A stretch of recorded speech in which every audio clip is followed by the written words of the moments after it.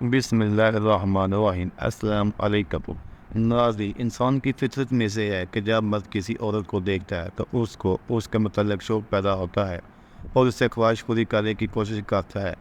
تو اگر یہ خواہش حلال طریقے سے پوری کی جائے یعنی نکاح کر لیا جائے تو باعث ثواب ہے، اور اگر حرام طریقے سے پوری کی جائے تو یعنی زنا کی جائے تو پھر یہ باعث عذاب ہے۔ واضح ہے کہ حرام طریقے سے خواہش پوری کرنا یعنی زنا کرنا بہت بڑا گناہ ہے۔ قرآن و حدیث میں زنا کی سخت مذمت بیان کی گئی ہے اور زنا کرنے والوں کے بارے میں سخت وعید نازل ہوئی ہے۔ حدیث مبارک میں ہے کہ ساتوں آسمان اور ساتوں زمین شادی شدہ زناکار پر لعنت کرتی ہیں، اور جہنم میں ایسے لوگوں کی شرمگاہوں سے ایسی سخت بدبو پھیلے گی جس سے اہل جہنم بھی پریشان ہوگے، اور ان کے عذاب کے ساتھ ساتھ ان کی رسوائی جہنم میں ہوتی رہے گی۔ ایک دوسری حدیث میں ہے، حضرت ابو ہریرہ رضی اللہ عنہ بیان کرتے ہیں کہ رسول اللہ صلی اللہ علیہ وآلہ وسلم نے فرمایا، زنا کرنے والا زنا کرتے وقت مومن نہیں رہتا۔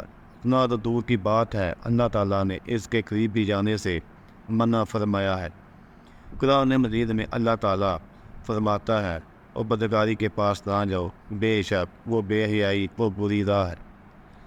حضرت میمونہ رضی اللہ عنہ سے روایت ہے کہ رسول اللہ صلی اللہ علیہ وآلہ وسلم نے ارشاد فرمایا، میری امت اس وقت تک بلائی پر رہے گی جب تک ان میں زنا سے پیدا ہونے والے بچے عام نہ ہو جائیں، اور جب ان میں زنا سے پیدا ہونے والے بچے عام ہو جائیں گے تو اللہ تعالیٰ انہیں عذاب میں مبتلا فرما دے گا۔ حضرت ابو ہریرہ رضی اللہ تعالی عنہ سے روایت ہے کہ رسول اللہ صلی اللہ علیہ وآلہ وسلم نے ارشاد فرمایا، بے شک عورت ابلیس کے تیروں میں سے ایک تیر ہے۔ جس نے کسی حسن و جمال والی عورت کو دیکھا اور وہ اسے پسند آ گئی، پھر اس نے اللہ تعالیٰ کی رضا حاصل کرنے کی خاطر اپنی نگاہوں کو اس سے پھیر لیا، تو اللہ تعالیٰ اسے ایسی عبادت کی توفیق عطا کرے گا جس کی لذت اسے حاصل ہوگی۔ آپ اس بات کا ذکر کرتے ہیں کہ انسانیت میں زنا کی ابتدا کیسے ہوئی۔ ابن یزید، ابن ابی حاتم اور بے حقین شاہ ایمان محمد میں حضرت ابن عباس کے حوالے سے نقل کیا ہے کہ حضرت ابن عباس رضی اللہ عنہ نے فرمایا کہ حضرت نوح اور ادریس علیہ السلام کے درمیان 2000 سال کا فاصلہ تھا۔ دونوں حضرت آدم علیہ السلام کی اولاد کے دو گروہ تھے، ان میں سے ایک گروہ میدان میں رہتا اور دوسرا پہاڑوں پر رہتا تھا۔ پہاڑوں پر رہنے والے مرد خوبصورت ہوتے ہیں اور اس کی عورتیں بدصورت ہوتی ہیں، اور میدان میں رہنے والی عورتیں خوبصورت ہوتی اور اس کے مرد خوبصورت ہوا کرتے تھے۔ ایک دن ابلیس ایک خوبصورت نوجوان کی شکل میں میدان میں رہنے والے مردوں میں سے ایک مرد کے پاس آیا اور اس کے پاس نوکر ہو کر اس کی خدمت کرنے لگا۔ ابلیس نے بانسری کی مثل کوئی چیز بنائی جو چرواہے بجاتے ہیں، اس میں سے پھر ایک ایسی آواز نکالی کہ لوگوں نے اس طرح کی آواز پہلے کبھی نہیں سنی تھی۔ یہ آواز اس پڑوس میں بھی پہنچی اور سب لوگ اس آواز کو سننے کے لیے اکٹھے ہو گئے اور اسے تہوار بنا لیا۔ اس آواز کو سننے کے لیے سال میں ایک دفعہ لوگ جمع ہو جاتے، عورتیں مردوں کے لیے اور مرد عورتوں کے لیے سنورنے لگے۔ پہاڑ پر رہنے والے کا ایک مرد میدان والوں کے پاس آیا، وہ اس وقت اپنے تہوار میں مشغول تھے۔ جس نے عورتوں اور اس کی خوبصورتی کو دیکھا اور وہ اپنے لوگوں کے پاس آیا اور انہیں یہ سب کچھ بتا دیا، چنانچہ وہ بھی پہاڑوں سے اتر کر ان کی طرف آ گئے۔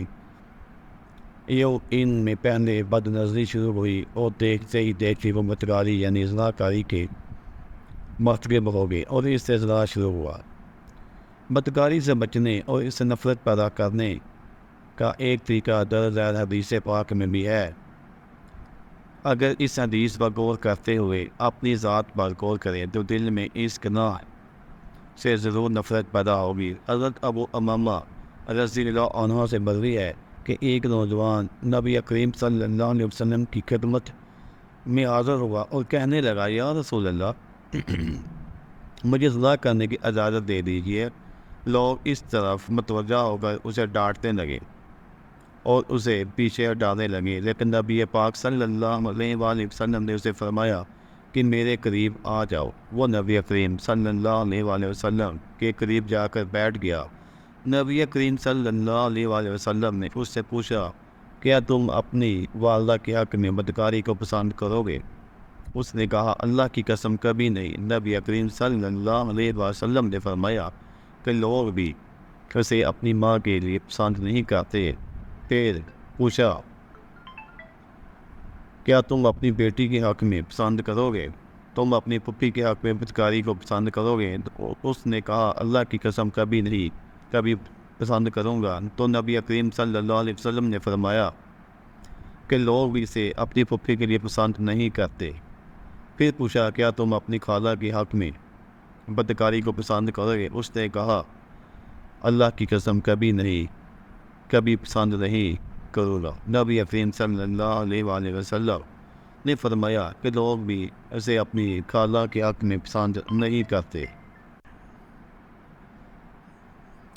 پھر نبی کریم صلی اللہ علیہ وسلم نے اپنا دستہ مبارک اس کے جسم پر رکھا اور دعا کی، اے اللہ اس کے گناہ معاف فرما، اس کے دل کو پاک فرما اور اس کی شرمگاہ کی حفاظت فرما۔